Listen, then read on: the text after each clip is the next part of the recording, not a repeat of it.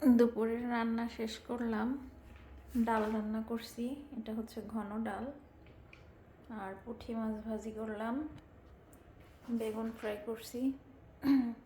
আমি বেগুনটা হচ্ছে সব গুঁড়া মশলা, সব বলতে একটু শুকনো মরিচের গুঁড়া, হলুদ, লবণ আর হচ্ছে কর্নফ্লাওয়ার, এটা দিয়ে মাখায় রাখি, তারপর হচ্ছে তেলে ফ্রাই করে ফেলি।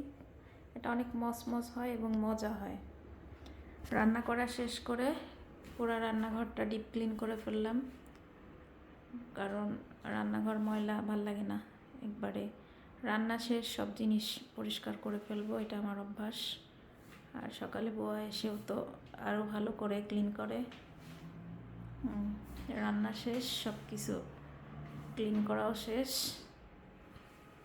এই তো আজকের দুপুরের কাজ এখানেই শেষ হলো।